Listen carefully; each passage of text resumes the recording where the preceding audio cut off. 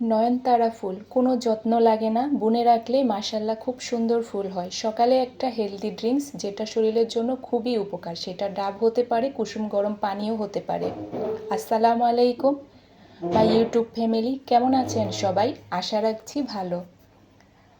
চলে আসলাম নতুন আরেকটি ভিডিও নিয়ে।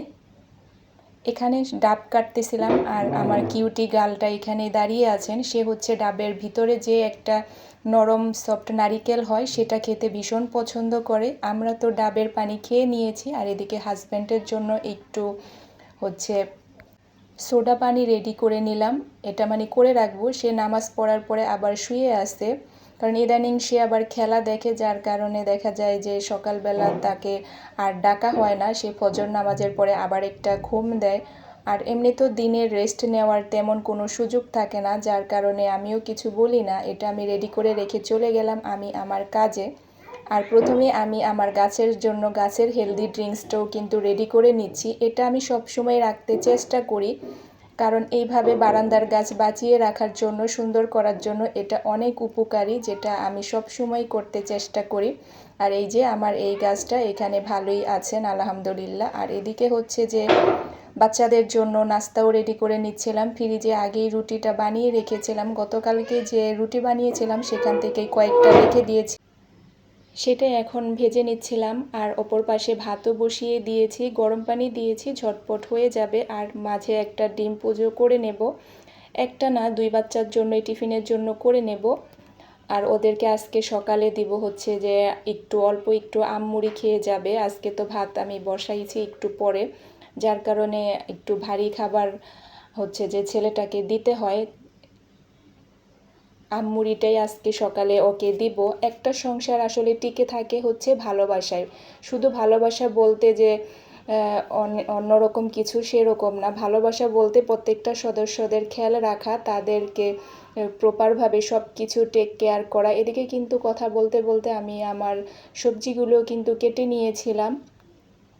আজকে মিষ্টি কুমড়া ভাজি করব। আর এদিকে কিন্তু তাদের আমমুড়িটাও আমি রেডি করে দিচ্ছিলাম, অল্প অল্প করে দিয়েছি যাতে একটু খেয়ে নেয়। আর আমার বাচ্চারা হচ্ছে, অনেকের বাচ্চারা সকালে উঠে খেতে পারে না। আসলে ঘুম থেকে যদি উঠে সাথে সাথে খেতে দেওয়া হয় তাহলে কিন্তু কেউই খেতে পারে না।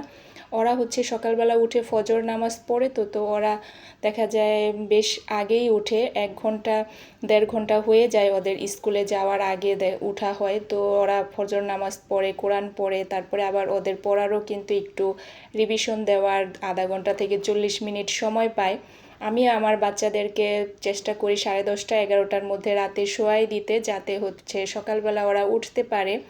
আর না উঠারও কোনো নেই, কারণ উঠতেই হবে, যেহেতু 7:45টার মধ্যে বাসার থেকে বের হয়ে যেতে হয়, যার কারণে হচ্ছে যে অন্তত তাকে তো আরও আধা ঘন্টা 40 মিনিট আগে উঠতে হবে। আর ওরা যেহেতু ফজর নামাজ পড়ে, যার কারণে ওদেরকে আরও আর্লি উঠে যেতে হয়। তো ওগুলা করতে করতে কিন্তু আমি বাসাটাও ঝাড়ু দিয়ে নিচ্ছিলাম। আমি চেষ্টা করি বাসা থেকে ওরা বের হওয়ার আগে পুরো বাসা ঝাড়ু দিতে না পারলে অন্তত ড্রয়িং রুমটা ঝাড়ু দিতে, কারণ এই দিক দিয়ে ওরা বের হয়, এটা আমার মনের স্যাটিসফাই, সেজন্যই করি আমি। আর এদিকে কিন্তু অনেক কিছু আছে, এখন কিন্তু আমি শুধু রুমটাই ঝাড়ু দিব, এগুলো ঠিক করতে পারবো না, কারণ হচ্ছে যে এগুলোর একটা ঠিক করতে সময় লাগে। ফার্নিচারগুলো মোছা বা যে আমি এইগুলো তলাগুলো দিয়েছি এগুলো ঝেড়ে টেড়ে ঠিক করা। আর বাচ্চা ছোটোটা অনেক খেলনা ছোট ছোট এদিক সেদিক রেখেছে, যার কারণে ওগুলা পরে আমি করি, একেবারে পরে একবারে ওদেরকে স্কুল থেকে আনার পরে, কারণ এর আগ পর্যন্ত আমি অনেক বিজি থাকি, এগুলো দেখার আমার সময় থাকে না যদি রাত্রে আমি না করে রাখি। তো রাত্রে আমি করে রেখেছিলাম, তো ওই যে রাত্রে ওর বাবা খেলা দেখছে আর ছোটোটা তার সাথেই ছিল, সে আবার নতুন করে খেলাধুলা করেছে, যার কারণে ওগুলো ওইভাবেই আছে। তো এদিকে কিন্তু আমি ওই রুমটা ঝাড়ু দিয়ে তারপরে হচ্ছে যে পুরো বাসাটাই ঝাড়ু দিয়ে দিয়েছিলাম। আর হচ্ছে মিষ্টি কুমড়া ভাজিটাও এদিকে বসিয়ে দিব এখন। আর অপর পাশে কিন্তু ভাত হয়ে এসেছে, এখন ভাতের মার গেলে নেব। শুধু এগুলো করলেই হবে না, আমার কিন্তু এখন তাদেরকে নিয়ে বের হতেও হবে। রান্না এখন স্টপ রেখে ভাজি আর ভাত করার পরে এখন আবার বের হয়ে যাব ওদেরকে স্কুলে দিয়ে আসার জন্য। তো এখন চেষ্টা করতেছিলাম তাড়াতাড়ি যাতে হয়ে যায়, তবে আমি একটু লেটই করে ফেলেছিলাম। এরকম অবস্থা যে ভাজিটা একটু সময় লাগবে, যার কারণে আজকে আমার রিক্সা নিয়েই যেতে হয়েছে, তো কিছু করার নেই। আর মিষ্টি কুমড়া ভাজিতে হচ্ছে যে আমি একটু চিনি দেই। কে কে মিষ্টি কুমড়া ভাজিতে চিনি দেন অবশ্যই কমেন্টে জানাবেন, আর কারা দেন না সেটাও জানাতে পারেন। আমি তো সব সময় দেই, আর আমার কাছে না এটা দিতে দিতে অভ্যাস হয়ে গেছে। মিষ্টি কুমড়া ভাজিতে যদি চিনি না দেই না তাহলে আমার খেতে ভালো লাগে না। তো এগুলো হয়ে যাবে, ওদিক দিয়ে আমি একটু রেডি হয়ে নেই, কারণ হচ্ছে আমি রেডি হতে হতে আবার এই ভাজিটাও হয়ে যাবে। মিষ্টি কুমড়া ভাজি হতে তো সময় লাগে না। আর ভাতের মাঠটাও এখন এই যে গেলে একটু চুলার উপরে তাপ দিয়ে নিচ্ছিলাম, এখন চুলাটা বন্ধ করে দেব আর ওদেরকে নিয়ে আমি বের হয়ে যাব। এই যে তারা দাঁড়িয়ে আছে আমার জন্য অপেক্ষা করতেছিল। এদিকে কিন্তু বৃষ্টিও নেমে গেছে, যার কারণে হচ্ছে যে একবার আমি নিচে নেমে গেছি, তো ওইভাবে খেয়াল করিনি। মেয়ের ব্যাগে রেইনকোট ছিল, ছেলের ব্যাগেও ছাতা ছিল, তো আমি যখন রিটার্ন চলে আসব তখন আমার ছাতা তো আর থাকবে না, যার কারণে আমি আবার উপরে উঠেছি, তারপরে ছাতা নিয়ে নিচে আবার গিয়েছি। এইভাবে আরও লেট হয়ে গেছে, মানে যখন লেট হয় তখন আরও বেশি লেট হয়ে যায়। সংসারের মানুষগুলোর এইসব দায়িত্ব পালন করাই কিন্তু ভালোবাসা, ভালো রাখা চেষ্টা। একটা গৃহিণী তখনই ভালো বা পরিপূর্ণ রূপ পায় যখন সে তার বাচ্চা, সংসার বা পরিবার প্রত্যেকটা সদস্যকে ভালো রাখার জন্য চেষ্টা করে। আর আমরা একজন গৃহিণী কিন্তু সেটাই করে থাকি, বাচ্চাদের সংসার সব কিছু সুন্দরভাবে প্রপার করার চেষ্টা করি। আসলে যারা সংসারী, আর যারা সংসারী না তাদের হিসাব তো আলাদা, তাদের তো সব কিছুই অন্যরকম থাকে। আর এখানে আমি জালি কুমড়া আর আলু কেটে নিয়েছি। এই যে ডিম ভেজে রান্না করব। আজকে হচ্ছে যে আমি আর মাছ রান্না করব না, মাছ বের করেছিলাম, তারপরে আবার মাছ রেখে দিয়েছি, কারণ ওই যে ওদের রেখে আবার আমাকে বের হতে হয়েছিল, অনেকটা সময় চলে গেছে, মাছ ভাজা করা সময় লাগবে, যার কারণে আমি আর মাছটা করিনি। ডিমে তাড়াতাড়ি ঝটপট করে নিয়েছিলাম। যদি আবার বেশি সময় হয়ে যায় গ্যাস চলে যাবে, এতটা সময় আসলে আমার হাতে ছিল না। তারপরে আরও অন্যান্য কাজ দেখা যায় যে একটা শিডিউলের মধ্যে থাকে সব কিছু, যে এটার পর এটা করব, তারপরে আবার লাঞ্চ প্যাক করা, হাজব্যান্ডের জন্য আবার আলাদা করে নাস্তা রেডি করা, মাঝে মাঝে এটা করে দিতে হয়।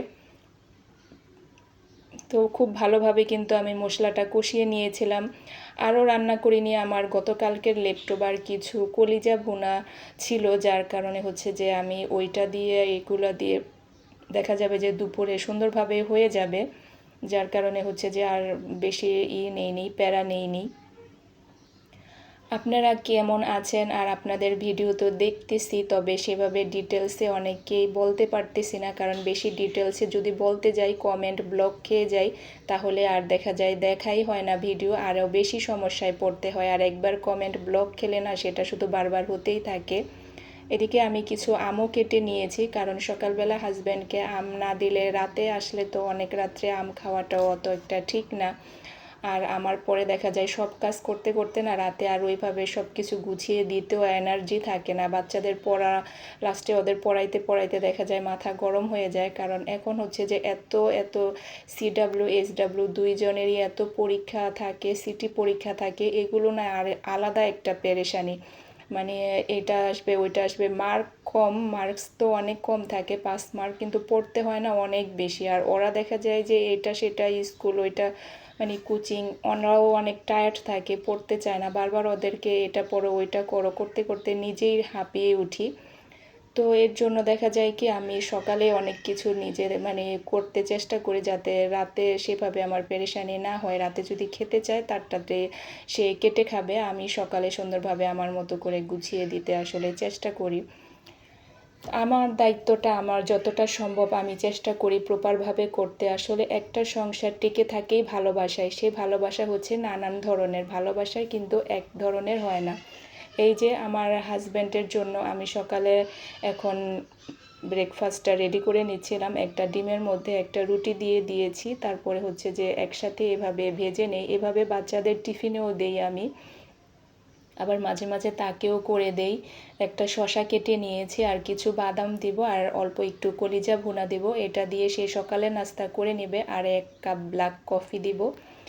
এভাবে মাঝে মাঝে আসলে করে দিতে চেষ্টা করি। তাদের হচ্ছে যে ফ্যামিলিগত কতগুলা মানে আছে যে সবাই হেলদি, আর হেলদি থাকার কারণে কিছু কিছু তো প্রবলেম হয়, তবে আলহামদুলিল্লাহ তার এখনও হয়নি, যার কারণে চেষ্টা করে যাতে কোনো মানে না হয়। আরেকটা সময়ের পরে সবারই একটু স্বাস্থ্য সচেতন হওয়া উচিত খাওয়া দাওয়া সব কিছুতেই। এদিকে একটু দুধও বসিয়ে নিয়েছি, কারণ আমি অনেক কাজ করতেছি, আমার অনেক কফি খেতে হবে, না হলে ভাল লাগবে না। আর এভাবে কফি খেতে ভালো লাগে না, আমি গরুর দুধ দিয়ে কফি খেয়ে তো অভ্যস্ত হয়ে গেছি, যার কারণে দেখা যায় অন্যভাবে না আর খেতে ইচ্ছে করে না। এই যে তার ব্রেকফাস্ট রেডি করে সামনে রেখেছি, আর ওই যে আমার বেবি হচ্ছে যে ফুল রেখেছিল সেটাও আছে সামনে। আসলে এটা হচ্ছে ভিডিওর জন্য সামনে রেখেছি, এমনি তো দরকার হয় না। এই যে এটা দিয়ে এখন সে হচ্ছে ব্রেকফাস্ট করে নেবে, তারপরে কিন্তু এরপরে হচ্ছে যে এটা গতকালকে রাতের ফুটেজ ছিল, এটা আমি পরে অ্যাড করেছি, আগে করলে সেটা ভালো লাগতো না। আমার পাটার পুতাটা হচ্ছে যে আমি মাংস রেখেছিলাম ফ্রিজে, যখন আমি হচ্ছে যে এমনি ব্যাগে ব্যাগে ভরে রেখেছি, 1 কেজির প্যাকেট আছে, 2 কেজির প্যাকেট আছে, আসলে সবাইকে তো রাত্র হয়ে গিয়েছিল, দিতে পারিনি। তো যখন রেখেছি তখন তো রেখেছি, পরে উঠানোর সময় না এরকমভাবে একটার সাথে আরেকটা প্যাকেট লেগে গিয়েছিল। তো বের করার পরে আমি হচ্ছে যে বাজারের ব্যাগে রেখেছিলাম। তো শাশুড়ির মাংস দিব, সেই সময় দেখি একটার সাথে আরেকটা এভাবে লেগেছে, তো আমি পুঁতা দিয়ে আস্তে করে বাড়ি দিয়েছিলাম, কিন্তু মাংস তো ছুটেনি, আমার পুঁতাই ভেঙে গিয়েছে, যার কারণে আবার আলাদা করে আমার হচ্ছে এই পুঁতাটা কিনে আনতে হয়েছে। এটা কয়েকদিন ধরে বলতেছিলাম। তো আসলে পাটা পুঁতার কিন্তু দরকার হয়, আমি মাঝে মাঝেই ভর্তা করি, ভর্তা করে রাখি, আমার ভালো লাগে ভর্তা খেতে। তো এর জন্য দেখা যায় প্রায় সময় আমার ফ্রিজে পটল ভর্তা, বাদাম ভর্তা, আরও এক এক কিছু মানে করে রাখি, যেগুলো আমার যখন যেটা হাতের কাছে থাকে। তো এটাকে এখন খুব ভালোভাবে ধুয়ে রেখে দিয়েছিলাম। তো আমার ভিডিও কেমন লাগে অবশ্যই কমেন্টের মাধ্যমে জানাবেন, আর পরবর্তী ভিডিও দেখার আমন্ত্রণ রইল। এটা কিন্তু আগের দিন রাতের ভিডিও ছিল, গরুর কলিজা বোনা আর রুটি দিয়ে আমরা রাতের খাবার খেয়েছিলাম। আর এই যে বাদাম ভর্তা বা এই যে সকালে ভাজা করে দেয়, সেজন্য ভালো লাগে।